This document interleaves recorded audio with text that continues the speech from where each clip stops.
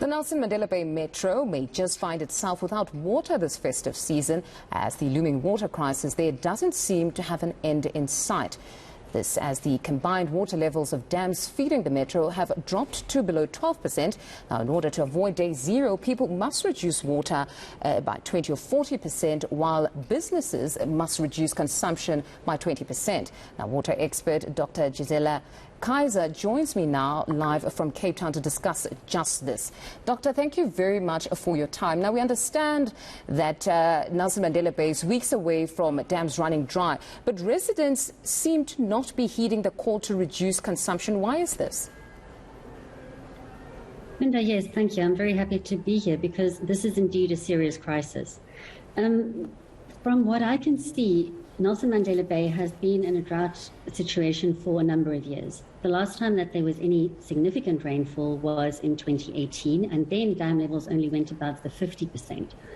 Now, if you think back of the drought in Cape Town, the dam levels here only once dropped below 20%. The dam levels in Nelson Mandela Bay region has been below 20% all year. In fact, for most of last year, they were also below 20%. They only briefly spiked above that level. So for the past months, the dam levels have been hovering around 12%. So there's been a drought for a long time in the Bay, and I think they introduced a 50 litre per person per day limit even before we did so in Cape Town.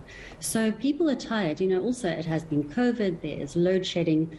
It is difficult to get the message across. So we are now making an absolutely concerted effort to get that message across, and especially with a Christmas holiday season coming up.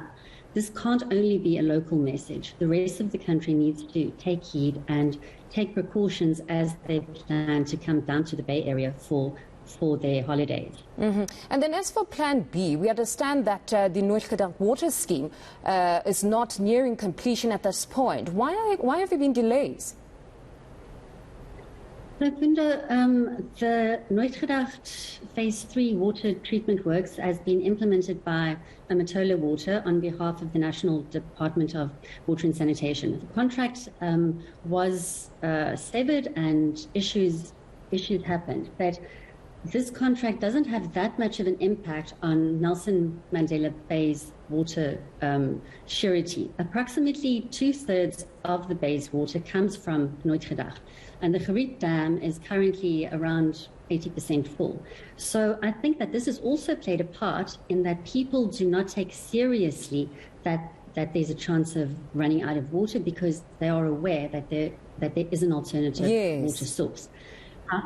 However, the way that the city's infrastructure is laid out, about approximately half of the city gets all its water from Drought, and the balance gets it from the local dams, and the local dams are in trouble.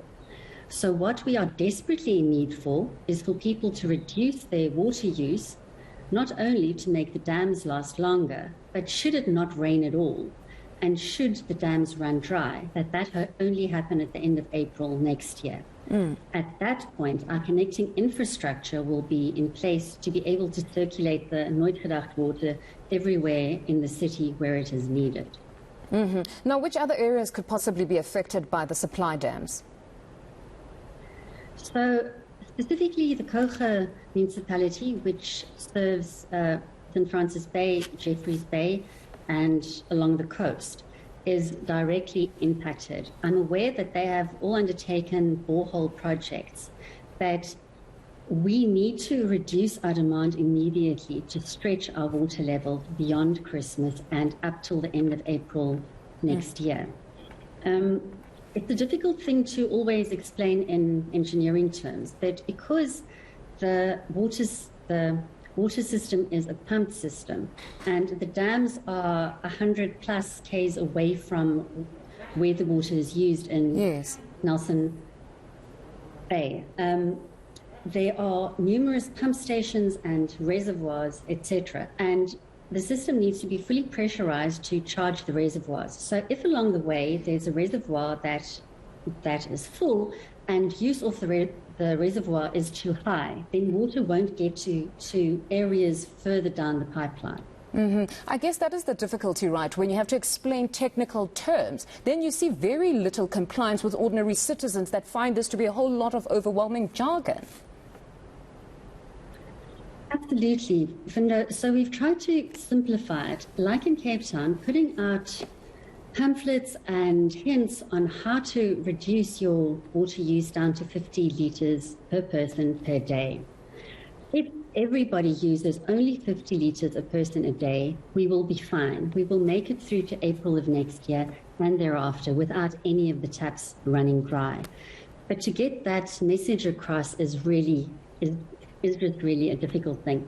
It's a little bit like the vaccine, perhaps, that what I do impacts on everybody. So everybody needs to save water so that everybody can have water.